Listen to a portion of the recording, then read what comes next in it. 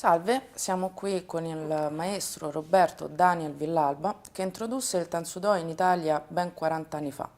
In questa occasione lo intervisteremo riguardo il suo terzo libro, in uscita prossimamente il 7 dicembre, Budo esoterico, la dimensione interiore delle arti marziali. Allora, maestro, mi dica, Signorina, perché questo libro? bene, ci sono quantomeno due ragioni.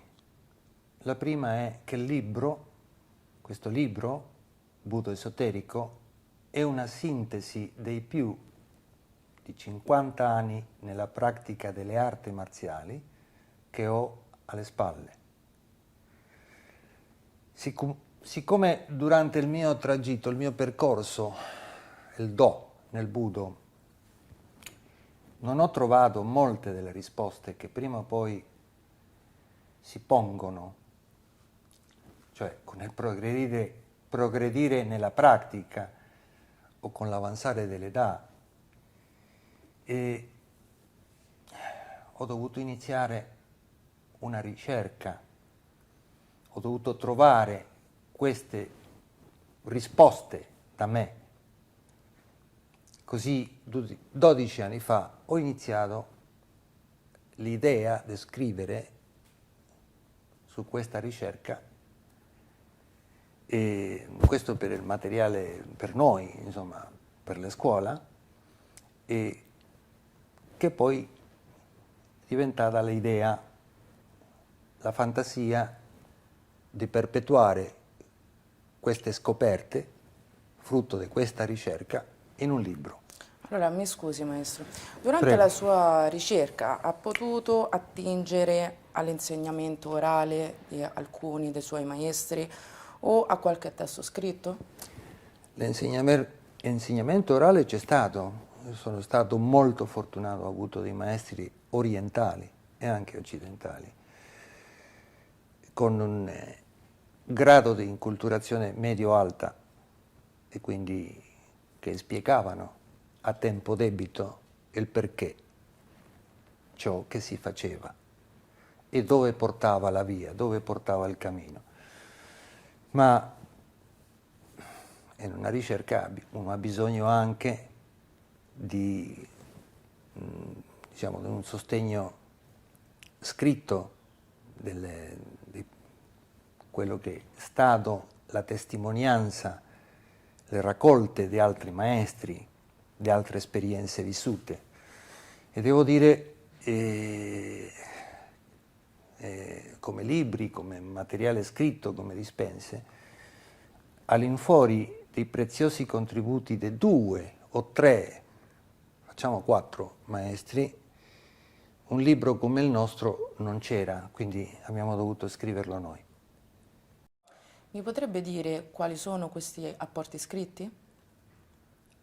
Diciamo, in primis, grazie agli apporti dimenticati o volutamente accantonati del fondatore del judo, il professore Jigoro Kano, ho saputo quali erano i propositi di fondo, il senso reale di quella pratica che si chiama judo, di quella disciplina che è il judo, che non è certamente un sport. E le lettere inedite di Jigoro Kano sono stato un prezioso contributo, un reperto di inestimabile valore, riportato in Italia dal compianto maestro Cesare Barioli, che andò nel 1985 appositamente a prendere gli scritti, le lettere del maestro Kano, del Shihan Jigoro Kano, per portarle, per espandere il messaggio del fondatore del judo in Occidente. Merito di un italiano, Cesare Barioli. E poi, per quanto riguarda l'Aikido, non sarebbe nemmeno dirlo, dagli scritti di O-sensei Ueshiba, il grande O-sensei, nonché dalla mia personale conoscenza del maestro Katsuyoshi Kurata, fondatore dell'Aikikai in Argentina, ho saputo cosa era l'Aikido, che la gente dell'Aikido legge e il maestro fondatore dell'Aikido scriveva. Finalmente, per quanto riguarda il Karate Do, da ragazzo, ne avevo 16 anni nel 1966, e ero un lettore occasionale di una rivista mensile, una rivista di attualità culturale e varietà, che si chiamava Adan, un po' maschilista, e dove comparvero in una serie di puntate le interviste del maestro, del sensei Hideo Tsuchiya, all'epoca residente in Argentina e poi tornato in Giappone. Quindi, a dire il vero, il senso finale delle arti marziali l'ho trovato per rintracciare, ricercando il senso finale del Buddho, ho trovato solo pochissime risposte che ritenessi veramente valide per la mia ricerca. Appunto, quelle dei maestri che ho appena menzionato, niente altro. Per cui l'edizione di Buddha esoterico trova una sua prima giustificazione nella mia ricerca personale. Dopo il come fare, per esempio, judo o karate o kendo, cioè nel percorso viene prima la pratica, il fare, l'azione nelle arti marziali.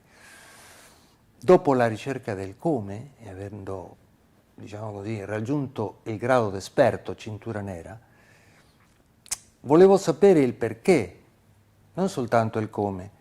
Avevo urgenza di risposte, fame di conoscenza, e non solo di conoscenza pratica, di come tirare un calcio o fare una leva, conoscenza teorica, quindi di ragioni. Questo libro è un esposto, in realtà, una sintesi di pratica e di teoria, cioè un'esperienza totalizzante che è stata scritta e che in quanto testimonianza vissuta può essere utile a tutti. Ecco, io dico specialmente alle cinture nere, anche praticanti di altre discipline, per trovare le loro risposte lungo la via, lungo il cammino, il Do, il cammino da loro scelto, che fosse la via dell'arte marziale cinese, vietnamita, coreana. Maestro, ma lei mi diceva prima che le motivazioni della pubblicazione del suo libro erano due. La seconda ragione che mi ha motivato a scrivere Buddha esoterico è ancora più confidenziale, però gliela dico lo stesso, ok? Questo libro è in realtà un compito che un maestro, una guida spirituale occidentale, anzi italiana, mi ha affidato. Lo dico senza ostentazione, anzi, con timore, con un certo timore per tale responsabilità. Si tratta di tramandare un messaggio a tutti coloro che siano in grado di riceverlo. Questo maestro già da anni non è più in questo nostro mondo, ma il suo spirito è presente in Buddha esoterico, scorre nelle sue pagine accompagnando, allettando, incoraggiando la coscienza dei lettori. Da lui e sicuramente da altri. Sapete, nel mondo spirituale si lavora sempre in equip, non da soli.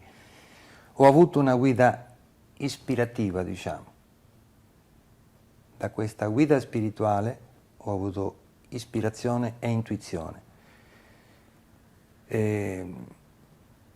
Forse energie imprescindibili per concepire la mia sintesi fra pratica e teoria e finalmente scriverla. 6 anni di lavoro duro sopra il PC. Ora, è stato un compito di non poco peso, infatti, ripristinare il messaggio originale del Budo, lanciato da luminari del calibro di Jigoro Kano o di Osensei Ueshiba, capirai una parola. Ora, se rendeva necessario fare questo libro, farlo accessibile ai nostri ragazzi, ai nostri dana, ai nostri maestri, in un'epoca di crisi generalizzata, economico, politica e culturale. Un vero compito, una responsabilità per niente leggera. D'altronde, questo libro è forse la prima sintesi in ambito marziale fra la filosofia occidentale. Sono chiamati in causa Hegel, Kant, Nietzsche, che ne so, Aristotele, per non dire Steiner, Uspensky, eccetera, eccetera. Una sintesi fra la filosofia che è propriamente nata in Occidente e le filosofie orientali, ci sia concesso chiamarle filosofie, come il taoismo, il buddismo, il Vedanta, cioè la filosofia dei Veda, gli Upanishad. Una sintesi. Il messaggio e il contenuto di questo libro sono rivolti a tutti gli interessati alle questioni di fondo in ambito marziale, quindi non potevano non toccare la saggezza orientale o la filosofia occidentale. Questo libro è rivolto specialmente alle cinture nere e agli insegnanti, istruttori o maestri che siano, che dopo 30, 40 o 50 anni come me, 50 anni di pratica, sentono il vuoto lasciatogli dalle domande irrisolte. Domande che ogni uomo responsabile prima o poi si deve porre. La ringraziamo Maestro per questo primo incontro riguardante l'uscita imminente del suo libro, Budo esoterico, la dimensione interiore delle arti marziali, pubblicato da Nexus Edizioni. Ci diamo appuntamento al più presto per approfondire qualche altro tema da lei trattato nel suo libro. Perché no? La ringrazio, Azzurra. Grazie a lei, Maestro. Buona serata. Anche a voi.